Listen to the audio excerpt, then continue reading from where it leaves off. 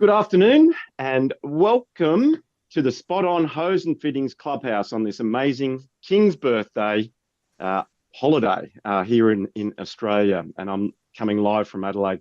I'm your host, Anthony Telfer, and it's an absolute pleasure to bring you edition number 102. And as we know, the Clubhouse is not just a show about cricket. It's a place where we come together to relive the highlights, we share our thoughts and celebrate the day's play with both our teammates, opposition and umpires over a cold beer or a softie. So whether you're a club cricketer or an international player, the Clubhouse has something special for everyone.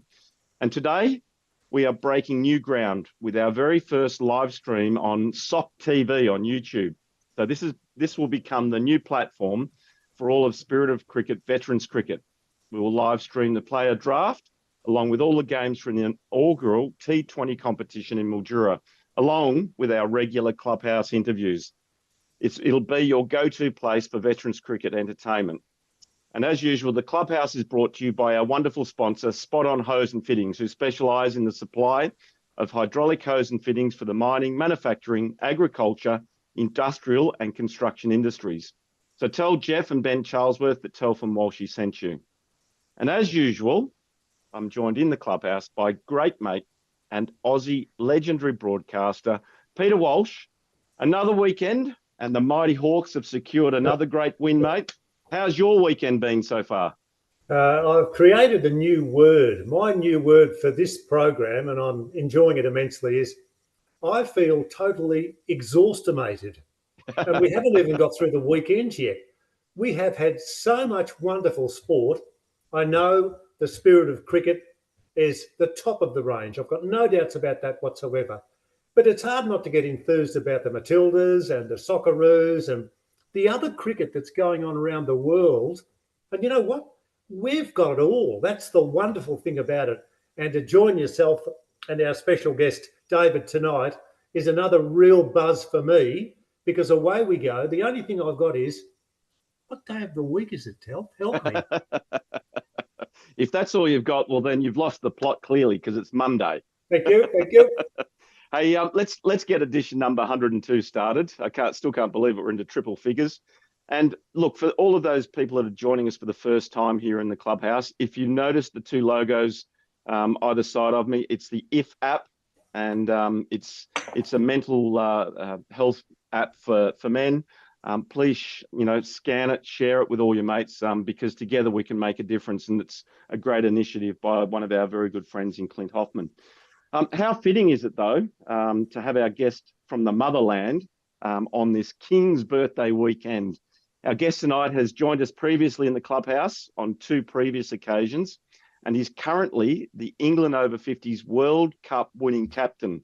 And he's also in charge of the team for the upcoming Ashes series against the touring Aussies, who are, believe it or not, currently in the air, heading towards England. And we'll also assume that he's going to be the skipper for the Marlborough Cup. He's also a legend of the Spirit of Cricket Hall of Fame with cap number 10. And I think his daughter may even have a Spirit of Cricket Hall of Fame cap as well.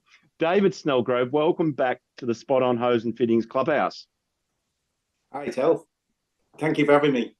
It's a pleasure to have you here. And look, you've been here before, and as you know, normally we like to go down a cricket journey with you and have this a brief description of where you've been and what you've done. But tonight we're not going to do that because you've done it before, and this show's all about entertainment.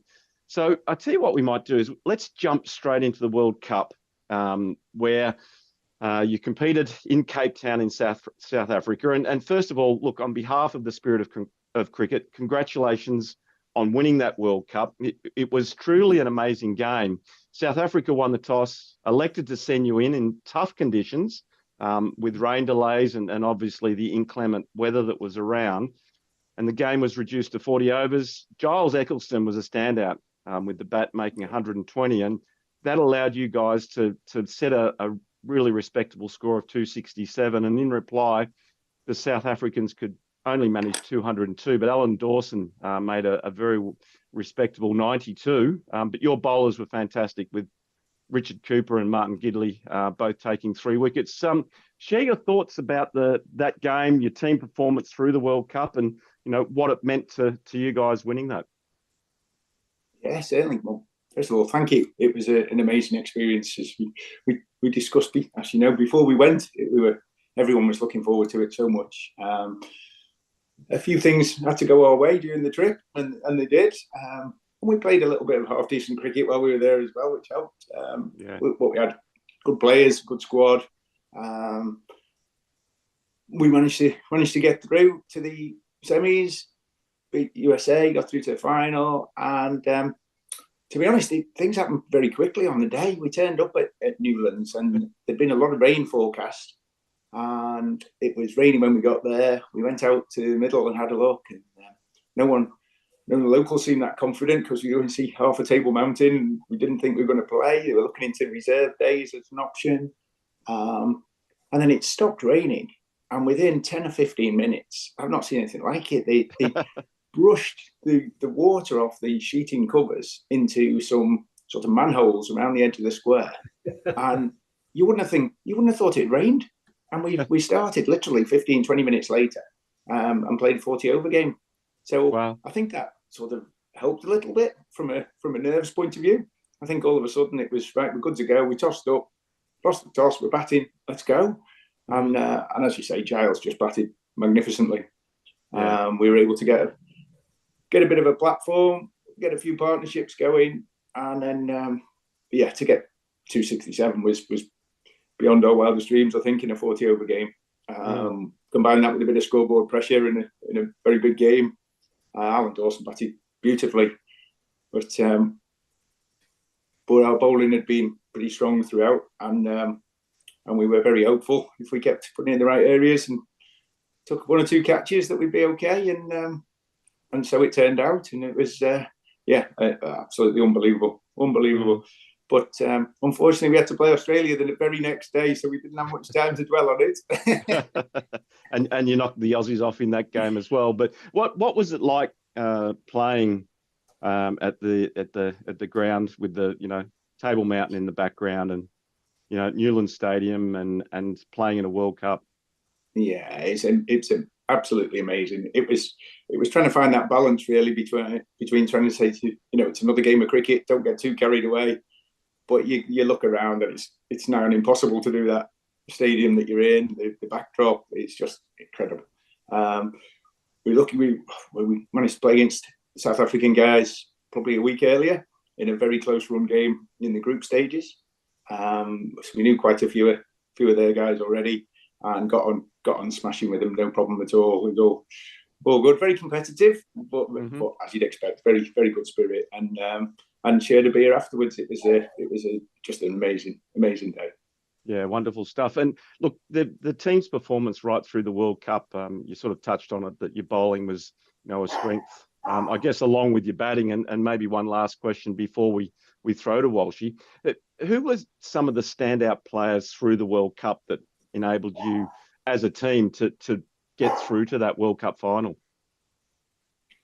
Well, I think from my point of view, I think absolutely everybody contributed at some stage, which was the biggest thing for me. There was, it was 18 of us there, and it was very important that we all bought into the concept of what we were doing. Not everyone was going to play every game. Not everyone was going to bat in a position that they really want to. Not everyone was perhaps going to bowl as much as they'd like to. But there was a bigger picture, and there was a lot of mutual respect between everybody within the squad, and knew that, there was some other fellas who could play a little bit as well who were going to get a go if they didn't. So it was important that we got on and did that. And then, but I suppose if you're looking at individuals, when we had the end of tournament dinner, Giles Eccleston, Nazir Ahmed, and Richard Cooper were named in the team of the tournament, or the World 11, as we like to call it, and give them some stick about that. So they were the three who got picked in the team. So and obviously picked on performances throughout the World Cup, I guess. So justifiably so being mentioned now. Walsh, I'll throw to you. Thanks, Telf. We're thrilled to be with you, David, and have a chat. There are some coaches in codes around Australia and around the world who change completely on match day. Some are called hot gospelers. We had a few of those in the AFL. Ron Barassi was one, Alan Killigrew was another. They just lost the plot. Now, you had some adversity at the start with the weather. You're not too sure what's going on. First question, when did you actually have to finalise your team before the announcement of what you would do with the toss? Well, we pretty much decided on the team the day before. The weather did throw us a little bit of a curveball in the morning. We were just contemplating maybe one other change, but we decided to go with what we'd had the night before, which turned out okay in the end. So yeah. Right. Now, we've talked about skippers of Australia earlier on in our program a couple of days ago, and we talk about the selection of the selectors, if I can get that right. How important were they to you when you got yourself organised for the game? Yeah, very much so. Obviously, very much so. We had a sort of selection panel before we went, and very much kept to that when we were away as well. It was important that we all had a bit of input, and we agreed with what we came up with for each game. No, fair enough. I think it was important that it didn't just come down to one person's opinion. I think it is good that we have a balance and look at it from a few different angles and agree on. On our way back to Telf, tell me about your emotional state. What sort of a person are you when you're facing a little bit of adversity? You're not sure, but when you go out to battle and you know the stakes are so high, do you change, or do players that are surrounding you, hey, hang on a minute, is David okay? He's a bit toey over there, or he's a bit edgy. Tell us what you're like. I try not to be. Well, perhaps I'm not in the best position to answer that one. Perhaps other people are. I don't know. But no, I try not to get too emotional one way or the other. Don't try not to get too high if we're doing well, and try not to get too low if things aren't quite happening for us. But we, in our age group cricket, as we like to call it, people have played a fair bit of cricket, so hopefully come across most situations and don't get too carried away, and try and keep a level head. We've got one or two within the ranks. Don't worry, you have a bit more emotion about them. Yeah, but, understood. But we try and very keep it. One before Telf. What about handshakes afterwards? Was there a good feel between the two teams, even though you're going into battle and there's a lot at stake? What was it like out there in the middle? Yeah, it was spot on, to be honest. The balance was great. There was a very much a mutual respect and friendship within all the teams, not just the final, all the teams. And we talking about the final in particular, we played South Africa once before. Quite a few of our lads are very pally with a few of their fellas. We knew that once we start the game, there wasn't going to be an inch given at all. It was going to be very competitive, but not to the extent where it's chirping going on or anything like that. It was just played very competitively, but in a very good spirit. Yeah, well answered indeed. Telf. Yeah, wonderful stuff. And Walshy, I can hear that dog of yours. Can you give the dog a bone, if you wouldn't mind? Can you talk for 30 seconds whilst I remove it? Hey, David, look, it's been 15 months since the World Cup. And look, we had Clarkey here on the show on Friday night, and he spoke. You talked about what it was like on the game and on the ground and off the ground.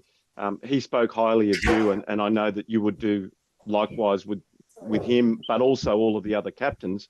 But what's it been like back in England for you and your boys since they won the World Cup, and what impact has that had on veterans cricket in England? Yeah, thank you. First of all, I listened into you with Clarkey the other night. Very good, and looking forward to catching up with him when he gets here.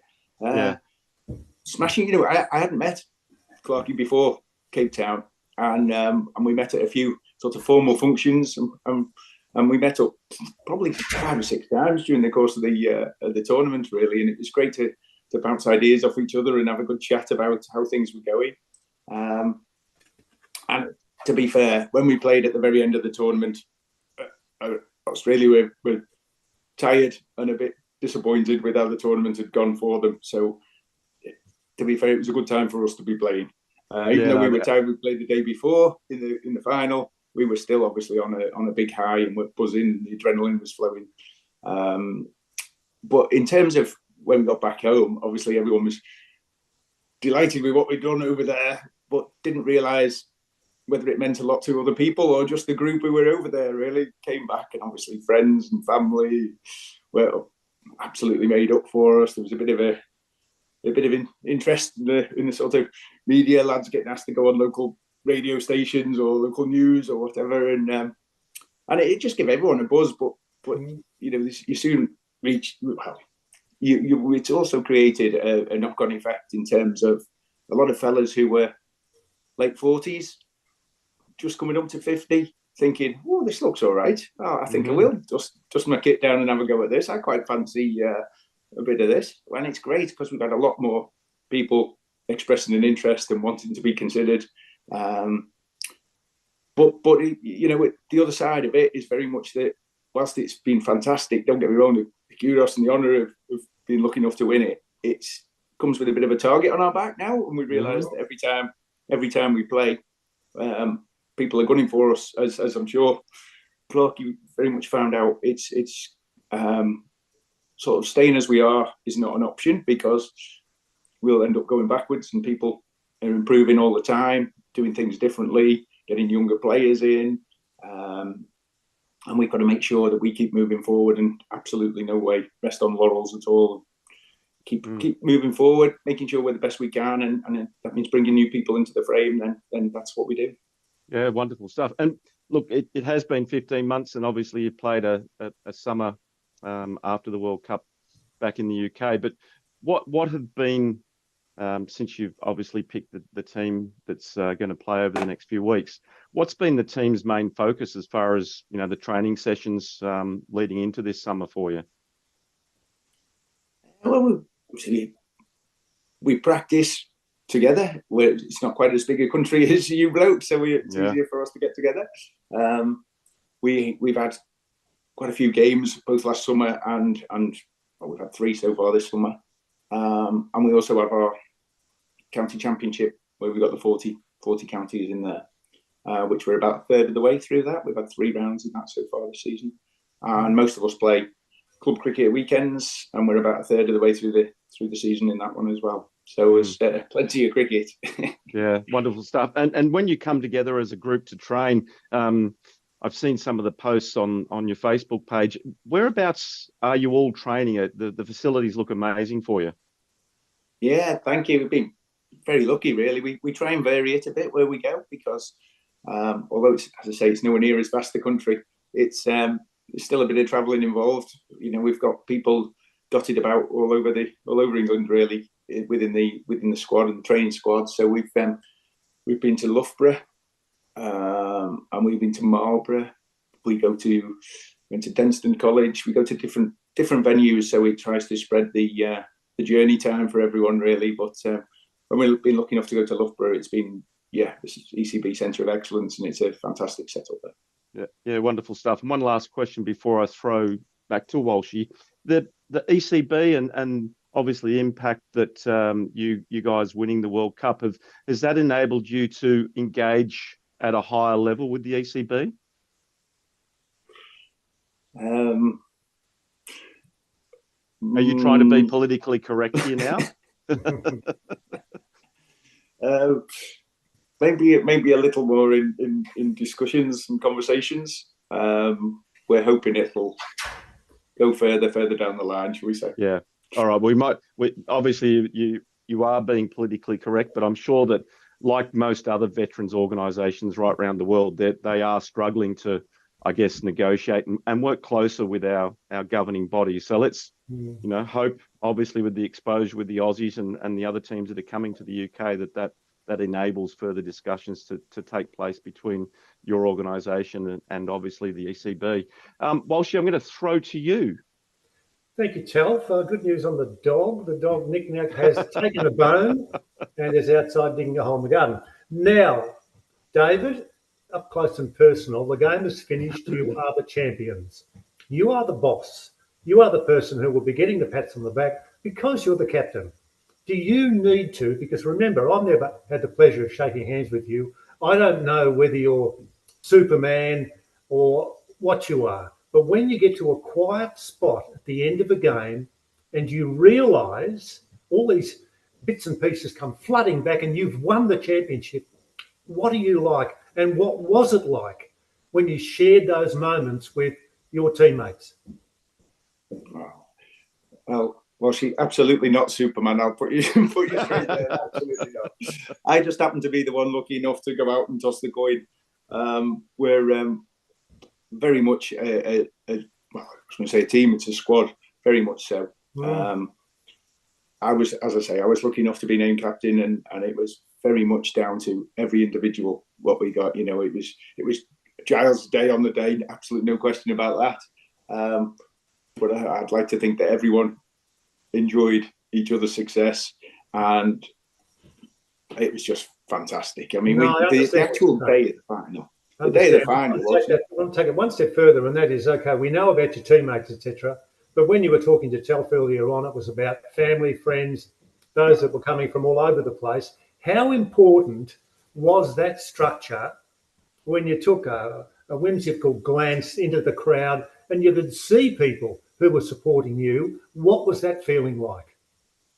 Oh, well, you just get so wrapped up in the game. I mean, I look back now, I've been lucky enough to watch the game back, and you think, well, in hindsight, obviously we won by 60 odd, nearly 70 runs, but it was literally until it was mathematically impossible for South Africa to win the game that you just completely caught up in the match. And then all of a sudden you look around and it's something like 10 balls to go and they did 66, and you're pretty confident that our guys aren't going to overstep the line. And you start to think, wow.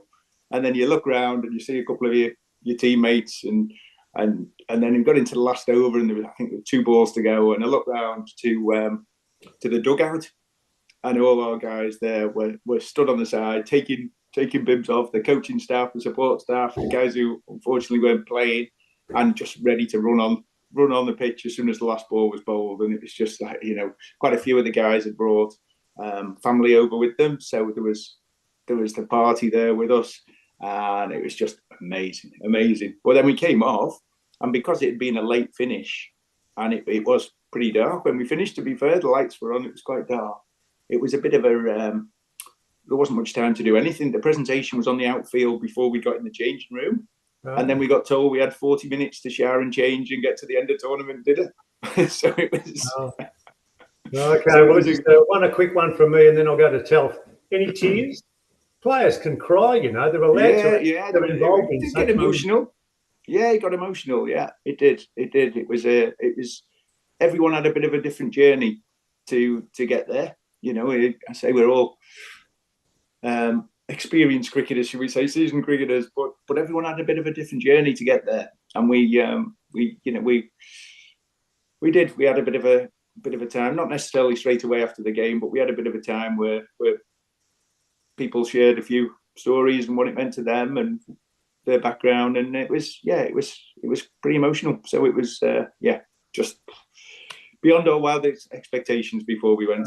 Well answered, very well spoken too, and I think the heartstrings are being pulled. And Telf, it would have been good if we had been there, mate. How good would have been recording all the songs that they were singing about, eh?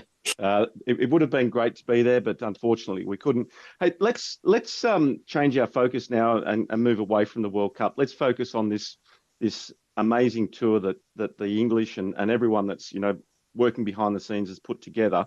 The English have already announced their team for the first Ashes test against the Aussies, and you spoke earlier about making sure that you're keeping, you know, these new players coming through, especially the juniors, as we like to call them. But you've named 10 players who competed in the World Cup in South Africa, but you've got some new additions. And look, I know of Stephen Foster, but I don't know who Richards and Phillips and Cooper and Phillips are. Maybe you could share, you know, some of the new names that are coming into that already powerful English team.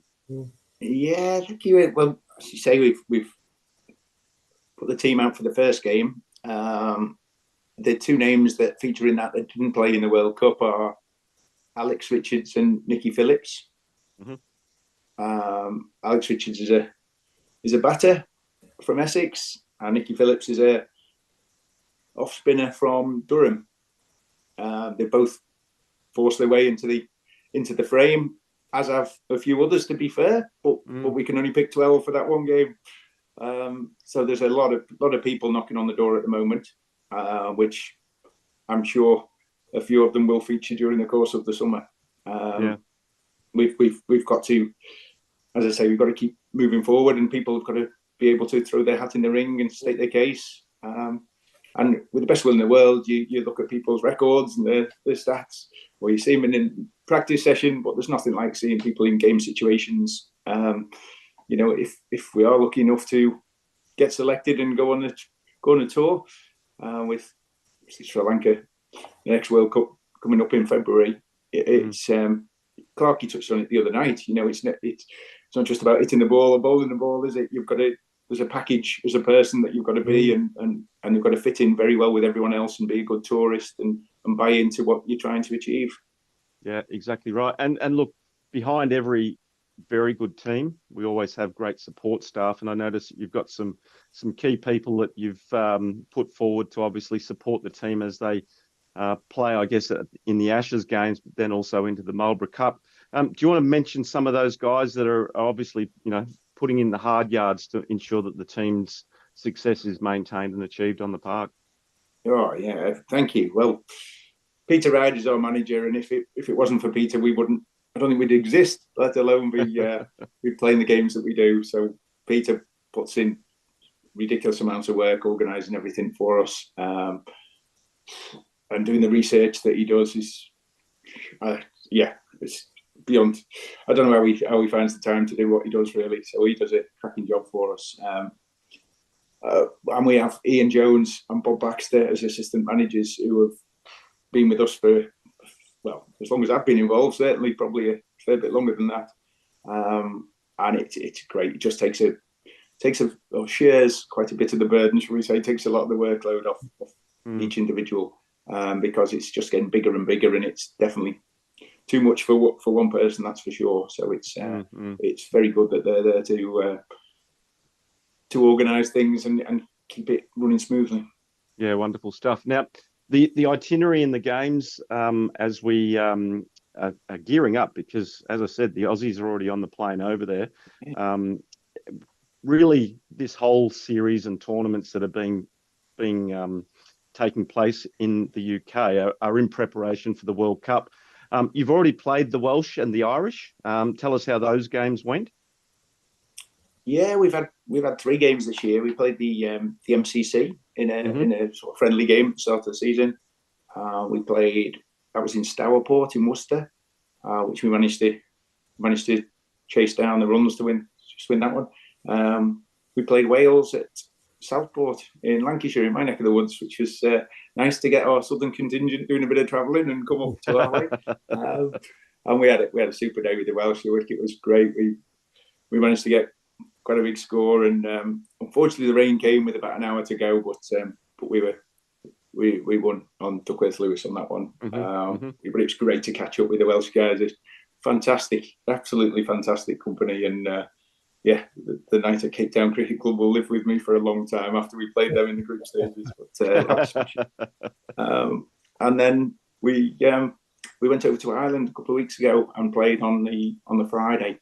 I didn't actually go myself. I had a commitment here on the Saturday with a Premier League game, so I was not able to go. But we went over and it was unfortunately that was a bit rain affected, and it became reduced to 21 overs. But we managed to come out on top of that and 9 wickets with a couple of the new guys getting some runs, which was very nice. But it was great, to play Ireland and hopefully help them as they're starting out on their journey to become members of the IMC. It'd be great. We need to, if we can keep growing and get more countries involved, then even better. And it's great for everyone involved, and obviously making those friendships as you've done so well right around the world. One last question before I throw to Walshy. Now, I'm really focused on the Ashes because everyone knows what that means to you as an Englishman and an Aussie growing up watching, the traditional Ashes series. But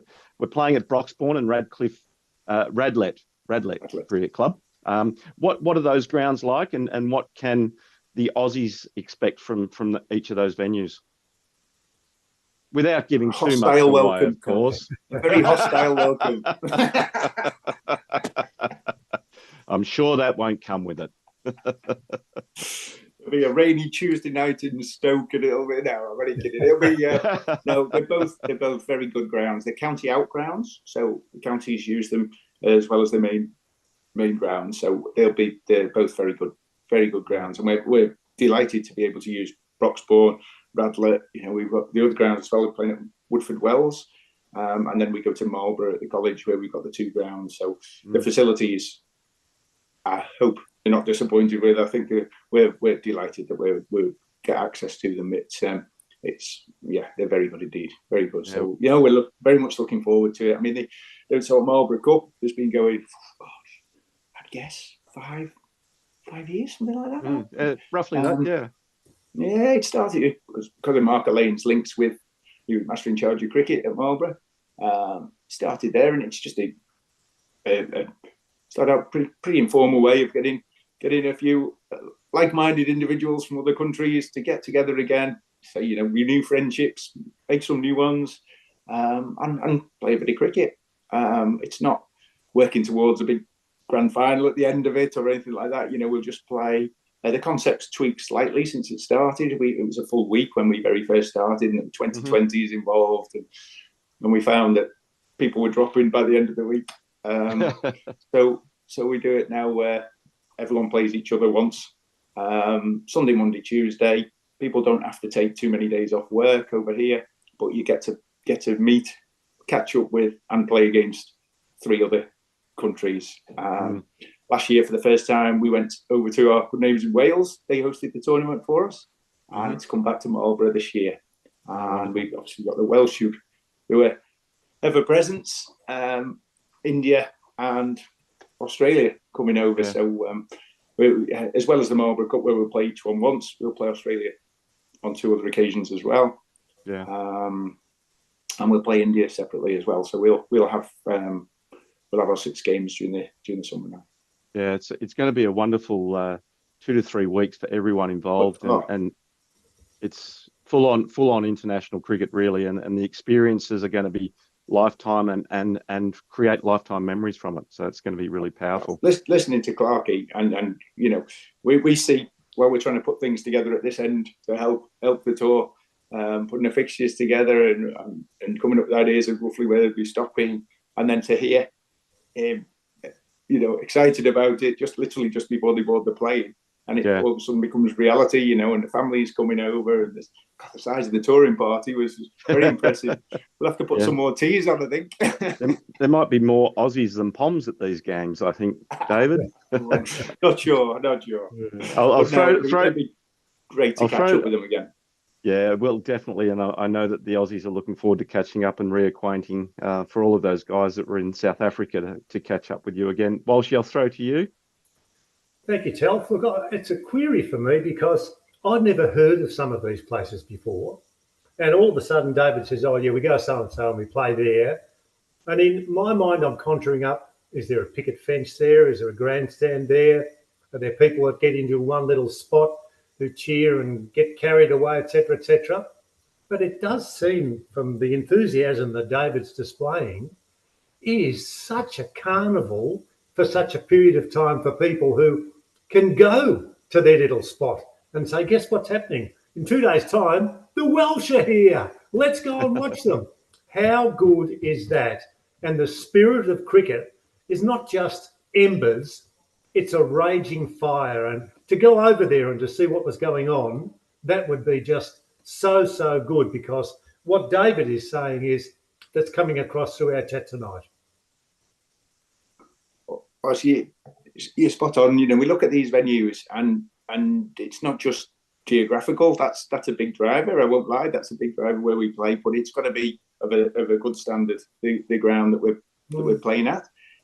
We get these county outgrounds, which are fantastic. We're so lucky to get these. But they have big clubhouse pavilion, and be very disappointed if people getting off straight after the game. It'll be just like in Cape Town. It'll be played tough, but the after the game is almost as important in terms of the socialising, the catching up with people, making new friends, and hopefully, we are going to see a fair bit of each other with this. The way the tour works out, the two teams are going to mingle very well, I'm sure. We managed to swap a fair bit of kit last time after the second Ashes game, and I've been looking for another reason to wear my canary yellow trousers. Other than to bed. Yeah. Wonderful stuff. Walsh, you've got any more hard, powerful hitting questions for David? Oh, I just think it's wonderful. When you think about it, here we are, and we're salivating about the excitement. You're talking in glowing terms about the Australians that are on a plane as they head now for some people, Tal, and you've travelled around, this could be the journey of a lifetime. This could make or break some of the careers of these guys, even though there are different age groups that they're working at. But how wonderful is it? And the best thing about it is that we promote this on the Spirit of Cricket. And we're talking about countries, plural, around the world who are getting ready. Bring it on, Tal. Bring it on. Exactly, Walshy. Hey, just one last question for you, David, from myself, because we'll let you go because you've got an upcoming prior engagement. But what are your team's goals from this summer in England? And obviously you've got the Ashes and you've got the Marlborough Cup. You've already played the Irish and the Welsh. As you lead into the World Cup preparations in Sri Lanka in 2025? Yeah, well, having heard Clarkey the other night, I'm not sure why we're turning up. He's going to win every game, he said. So I'm not sure why we're all turning up. No, we're very much looking forward to it. We touched on it before about we're delighted and very fortunate that we were able to win it in Cape Town, and that comes with a lot of good things, but it also comes with people gunning for you. And we're for us, obviously, we'd love to win, and we're going to try our damnedest to win. I assure you of that. Oh, I can guarantee you will be. But we're also working towards, obviously, Sri Lanka in February. We're hoping that we'll get a better idea of what that final squad will look like. Mm-hmm. I think we're getting a fair bit towards it now, but there's still, it's definitely not set in stone just yet. Mm. And people have got a chance to show their credentials and grab a spot. I say we've got 6 more games now this summer, which will all be very competitive fixtures. It's not a schoolboy cricket. We're not turning out that everyone bats for 2 overs or everyone bowls a couple of overs or anything like that. We play properly, as I'm sure it will from every other nation's point of view. But by the same token, there is some new people who will be getting involved and getting a go, and we'll see how it shapes up. Yeah, but it's all about gearing up to February. Really, that's what we're looking towards. Yeah, thanks, David. And look, just one quick question before I let Walshy ask one final question from him. How many players are in the English squad that are really competing for a spot in that World Cup team that goes to Sri Lanka?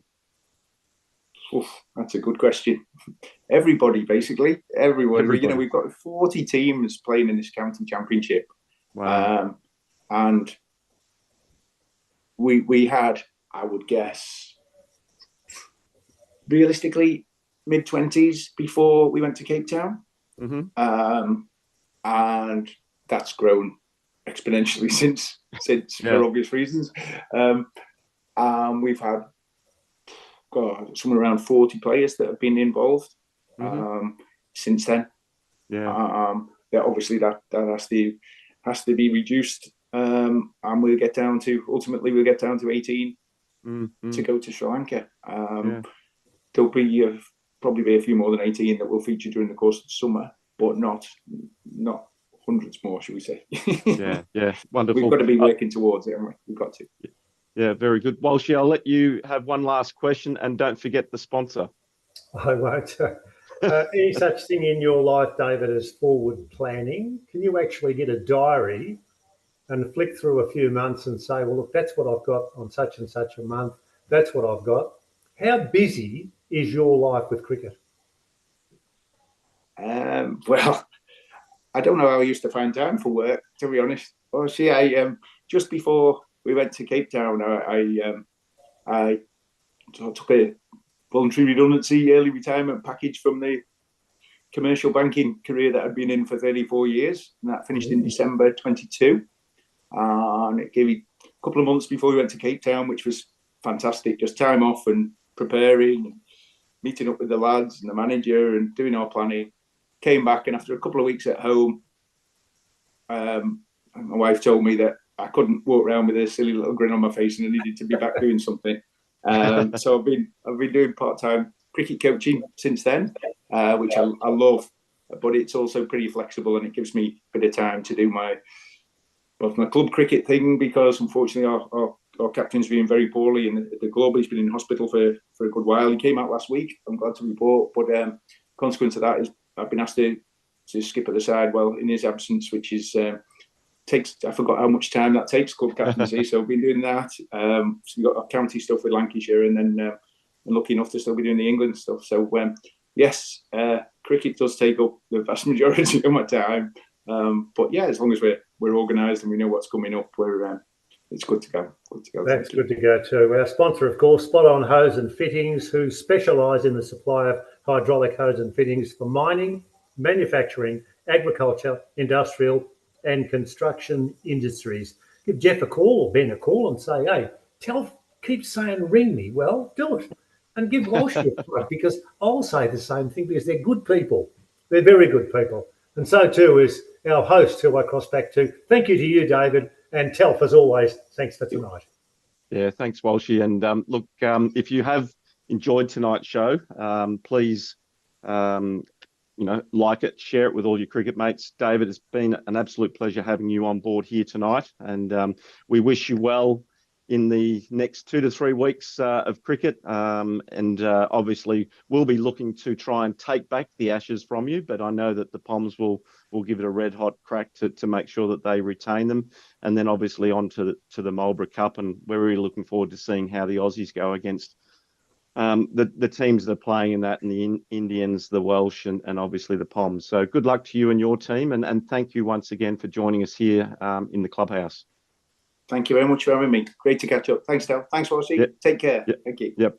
Wonderful. And look, for those people that are tuning in for the first time, we are a regular occurrence here, and we are looking to try and catch up with a representative from the Irish over 50s team before they take on the Aussies later this week. So that's going to be their very first over 50s 45 over ODI against the Aussies. So hopefully we can catch up with someone from the Ireland team, and we really do appreciate everyone joining in tonight. So thank you, and good night, everyone, and thanks for tuning in.